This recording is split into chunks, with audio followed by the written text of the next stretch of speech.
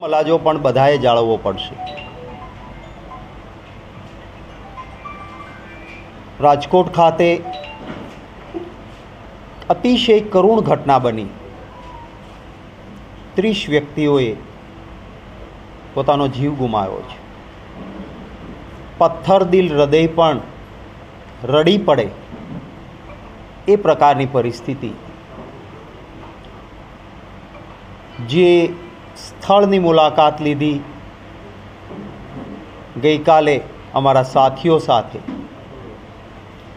અને એ સમયે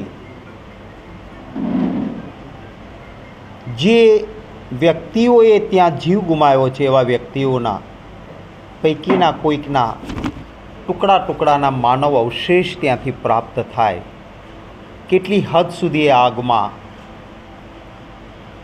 એ વ્યક્તિઓ ભૂંજાઈ હશે એનો અંદાજ એનાથી જ આવી શકે. માણસના જીવની કોઈ કિંમત ન હોઈ શકે. અઢળક સંપત્તિ માણસનો જીવ પાછો નથી આપી શકતી. કોઈ પણ શબ્દો એને સજીવન નથી કરી શકતો. કોઈ પણ એસઆઈટી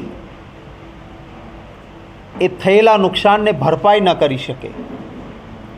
કોઈ પણ સરકારના શબ્દો એના માટે પૂરતા નથી હોતા. ત્યારે અતિશય દુઃખ સાથે કહેવા માંગીશ કે આ અમૂલ્ય જીવનની રક્ષા કરવાનું કામ બંધારણ પ્રમાણે જાન માલની સુરક્ષાની જવાબદારી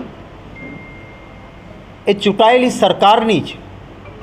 સ્પષ્ટ બંધારણમાં જે બાબા સાહેબ આંબેડકરે આપેલા બંધારણમાં કોઈની મુખ્ય જવાબદારી જાનમાલની સુરક્ષાની છે, તો એ સરકારની જવાબદારી છે. એકાદ કોઈ ઘટના બને તો એમાંથી પાઠ લેવો જોઈએ, એમાંથી શિક્ષા લેવી જોઈએ કે ભવિષ્યમાં આ ન બને. મને અત્યંત દુઃખ છે. સુરતમાં તક્ષશિલા એક શિક્ષણના ક્લાસના અંદર બાળકોના જે રીતે મૃત્યુ થયા, સરકારે એમાંથી બોધપાઠ લેવાની જરૂર હતી.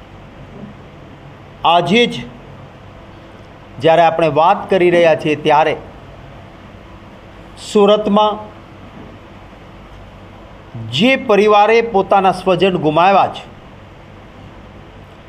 એ તક્ષશિલા કાંડના પરિવારજનો સુરતમાં એક સાથે મળીને ચોધાર આંસુએ રડે છે કે આટલો સમય થયો, અમને હજી સુધી ન્યાય નથી મળ્યો. અપેક્ષા રાખીએ છીએ કે રાજકોટની ઘટનામાં ન્યાય મળે અને એ શ્રદ્ધાંજલિ પાઠવે છે. કેટલો સમય થઈ ગયો તક્ષશિલા કાંડને, હજી સુધી એ પરિવારજનો, કોઈ રાજકીય વ્યક્તિ નહીં, એ પરિવારજનો ચોધાર આંસુએ રડીને કહે છે કે અમને હજી સુધી ન્યાય નથી મળ્યો. મોરબીનો આપણે અહીંથી બાજુમાં જ આવેલો પુલ તૂટ્યો. શું એ જવાબદારી કોની હતી? મોટા માથાઓ કે સરકાર જવાબદારીનો સ્વીકાર નથી કરતા. મોરબીનો એ પુલ તૂટ્યો, અનેક વ્યક્તિઓએ પોતાના જીવ ગુમાવ્યા. વડોદરામાં નાના ભૂલકાઓ બોટમાં બેસીને જાય અને કોઈ સુરક્ષાની ચિંતા જ નહીં, લાઈફ જેકેટ પણ નહીં. આવી દુર્ઘટના બને તો એના માટે કોઈ બચાવની કામગીરીની કોઈ વ્યવસ્થા જ નહીં. અને વડોદરામાં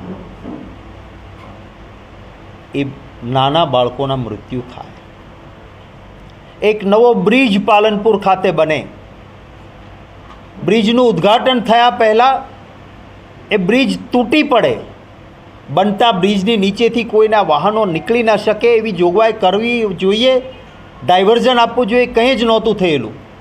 અને બ્રિજની નીચે નિર્દોષ દલિત ગરીબ વ્યક્તિઓના મૃત્યુ થાય અને તપાસ થાય તો નીકળે કે આ બ્રિજ જે બનાવતી હતી એ કંપની તો ભ્રષ્ટાચારમાં બ્લેક લિસ્ટ થઈ હતી.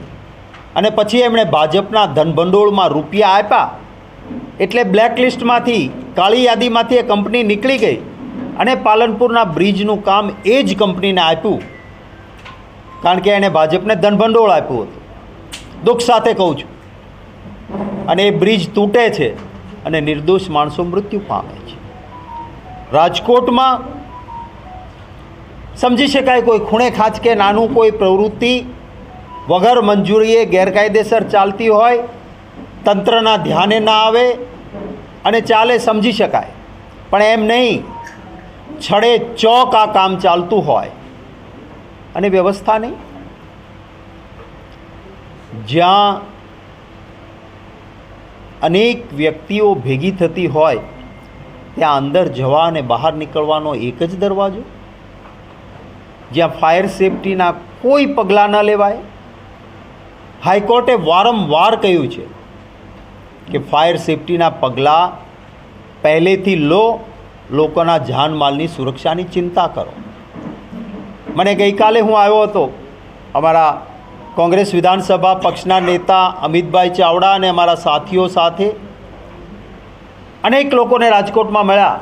હું તો કહીશ કે આપની કેમેરાની આંખો પણ થોડા એવા લોકોના ઇન્ટરવ્યૂ લેશે અથવા મળશે તો ખબર પડશે. રાજકોટમાં સંપૂર્ણપણે ફાયર સેફટીનું કામ કર્યા પછી બિલ્ડિંગ યુઝ પરમિશન કે ફાયરનું સર્ટિફિકેટ જોઈતું હોય તો હપ્તો ના આપો ત્યાં સુધી થાય નહીં. અને કંઈ કર્યા વગર પણ તમારે સર્ટિફિકેટ જોતું હોય તો પૈસા આપો તો એ પણ મળે. અને કંઈ લીધા વગર પણ બિલ્ડિંગ યુઝ પરમિશન કરવું હોય, હપ્તો આપો, તમારું કામ એમ નામ થાય. એક ગરીબ માણસ ક્યાંક એક નાનું એવું ઝૂંપડું બનાવે, કોઈક એક નાનો એવો ઓટલો ઘરની બહાર કાઢે તો મહાનગરપાલિકા, મામલતદાર ઓફિસ અને તંત્ર જાગી ઉઠે, બુલડોઝરો ફરે એના ઉપર, તોડી પાડવામાં આવે, અમાનવીય રીતે ઝૂંપડાઓ તૂટે. પણ ધનપતિઓ લોકોના જીવ સાથે ખિલવાડ કરે અને કોઈ પગલાં નહીં લેવાના. વિનંતી કરી છે અમારા તમામ જિલ્લાના પદાધિકારીઓને, આવતીકાલે તમામ જિલ્લા મથક પર બિન રાજકીય રીતે